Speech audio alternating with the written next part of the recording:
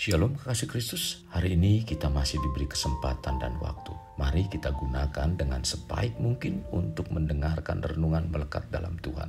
Doa dan harapan saya kita semua dalam damai sejahtera Tuhan senantiasa. Hari ini juga saya mengucapkan salam waktunya mengalami terobosan. Mari kita tetap melekat dalam Tuhan melalui renungan hari ini. Biarlah hati dan pikiran kita semakin yakin bahwa Tuhan telah melakukan karya yang sangat besar bagi kita. Kita berdoa, Bapa terima kasih buat hari yang indah dan kesempatan yang Tuhan berikan dalam kehidupan kami pada hari ini. Biarlah kami gunakan sebaik mungkin untuk mendengarkan kebenaran firman-Mu. Bapa, biarlah firman ini merupakan isi hati-Mu untuk kami agar kami senantiasa ada dalam kebenaran-Mu. Tuhan pimpin kami supaya kami juga bisa mengerti apa yang Tuhan sudah kerjakan dan lakukan. Sesuatu yang sangat dahsyat dan luar biasa, di mana Tuhan telah berikan semua dan itu sebagai milik yang harus dipertahankan. Terima kasih Tuhan, ini doa kami dalam nama Tuhan Yesus kami berdoa. Amin. Melekat dalam Tuhan bertema kita memilikinya. Firman Tuhan terdapat dalam kitab Lukas pasal 15 ayat 31. Demikian firman Tuhan. Kata ayahnya kepadanya, "Anakku, engkau selalu bersama-sama dengan aku dan segala kepunyaanku adalah kepunyaanmu." Seorang ahli teologia, filosof, musikolog, dan pemenang Nobel asal Jerman yang semasa hidupnya bertugas sebagai misionaris di Afrika bernama Albert Schweitzer. Dalam sebuah wawancara di tahun 1952 menjelaskan seperti apa teladan itu menurutnya. Ia berkata, "Example is not the main thing, it's the only thing." Memberi contoh atau teladan bukan hal yang utama dalam mempengaruhi orang, tetapi itu adalah satu-satunya cara. Artinya, kalau kita ingin menyampaikan nilai-nilai kebenaran, tidak ada jalan yang lebih baik selain menjadi contoh nyata dari kebenaran itu. Pintar mengajar, tetapi apa yang diajarkan tidak tercermin dari perbuatan nyata. Itu tidak akan membawa dampak yang signifikan dan itu akan sia-sia saja. Dikutip dari Renungan Harian Online pada tanggal 16 April 2018. Seperti itulah kecenderungan manusia. Tuhan ingin umatnya bisa menjadi agen-agen perubahan melalui keteladanan hidup. Tetapi sayang sekali tidak banyak orang percaya yang mau naik level dari sekedar percaya untuk menjadi pelaku firman dan kemudian menjadi teladan dalam hidupnya. Untuk menjadi teladan memang bukan perkara yang mudah, sekalipun status menjadi ciptaan baru sudah kita memilikinya. Menjadi manusia baru memang telah kita miliki, tetapi bila kita hendak menjadi teladan, perlu kerja keras dalam kita memahami dan menerapkannya. Contoh, bila dalam mengajar, kita hanya perlu membagikan ilmu dan pengetahuan lewat pengajaran dan teori. Tetapi dalam menerapkan keteladanan, kita harus mengadopsi langsung seluruh nilai-nilai yang kita ajarkan untuk tampil secara langsung dalam perbuatan kita.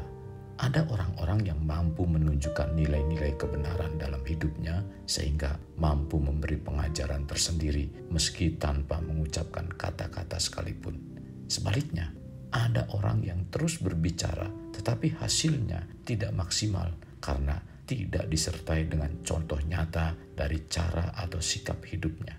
Rasul Paulus menyampaikan bagaimana perilaku kita sebagai pribadi yang telah menerima Yesus. Dalam 2 Korintus 5 ayat 17 mengatakan, "Jadi siapa yang ada di dalam Kristus, ia adalah ciptaan baru, yang lama sudah berlalu, sesungguhnya yang baru sudah datang."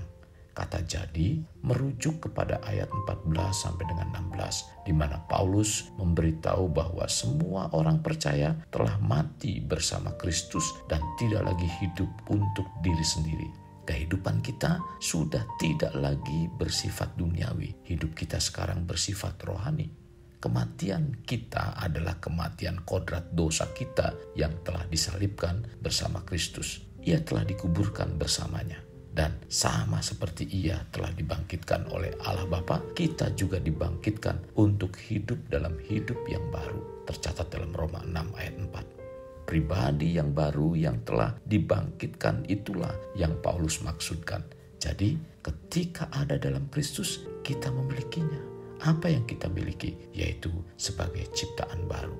Kekasih Kristus, ciptaan baru bukanlah keinginan dari diri sendiri, tetapi itu sesuatu yang diciptakan oleh Allah.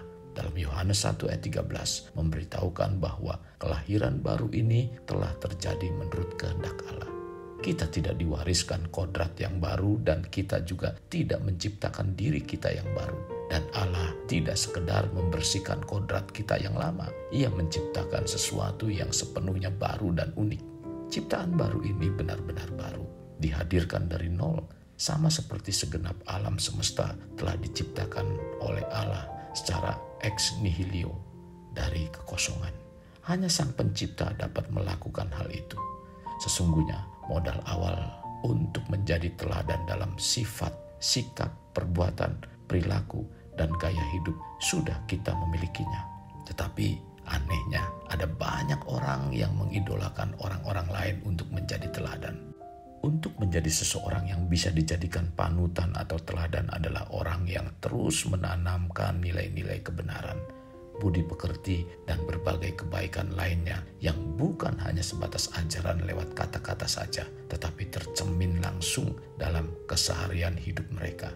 Artinya, orang-orang yang menjadi teladan adalah orang-orang yang berintegritas, yang punya kesesuaian antara perkataan dan perbuatan. Jadi, apabila kita mencermati orang yang hidup dalam Yesus Kristus, semuanya itu telah ada dalam diri kita. Tuhan Yesus telah menjadikan kita ciptaan baru, telah menjadikan kita anaknya, telah memberikan otoritas tentang nama Yesus yang memiliki kuasa yang besar, telah menjadi ahli waris. Kita memilikinya. Masih ragukah bahwa semua itu telah kita miliki? Kekasih Kristus, mari kita alami terobosan hidup. Untuk mengalaminya, mulailah dengan mengenal prinsip-prinsip kerajaan Allah serta menjadi warga kerajaan. Kita berdoa. Bapa, terima kasih buat firman Tuhan. Hari ini Engkau telah mengubahkan kehidupan kami dalam persepsi atau dalam memandang tentang kehidupan kami di dalam Engkau. Sesungguhnya Engkau telah memberikan segalanya dalam kehidupan kami. Engkau sudah mengubah kami menjadi ciptaan baru, telah menjadikan kami sebagai anak-anak-Mu. Bahkan otoritas nama Yesus yang sangat besar kuasanya itu telah diberikan dalam kehidupan kami atau untuk itu kehidupan kami.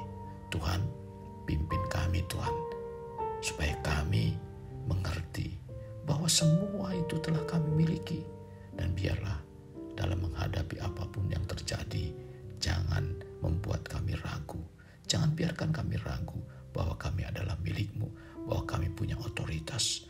Tuhan, terima kasih. Kekuasaan telah ada dalam kehidupan kami. Dan biarlah itu kami gunakan sebaik mungkin untuk hormat dan kemuliaan nama-Mu. Pimpin kami Tuhan, agar kami senantiasa mengeluarkan buah-buah yang baik, yang senantiasa mempermuliakan nama-Mu. Ini doa kami, dalam nama Tuhan Yesus kami berdoa. Amin. Kekasih Kristus, mari kita akhiri dengan mengedahkan kedua tangan kita. Terimalah anugerah berkat dari Allah Bapa, kasih sayang daripada Yesus Kristus, dan persekutuan dengan Roh Kudus yang mencurahkan berkat secara rohani, berkat secara jasmani, dan berkat secara ekonomi, di mana berkat Abraham, berkat Ishak, berkat Yakub dicurahkan dan dilimpahkan dari saat sekarang sampai Maranatha tiba, dalam nama Tuhan Yesus Kristus. Amin. Kasih Kristus, sampai jumpa di renungan berikutnya. Tuhan Yesus memberkati. Jangan lupa like, share, dan subscribe.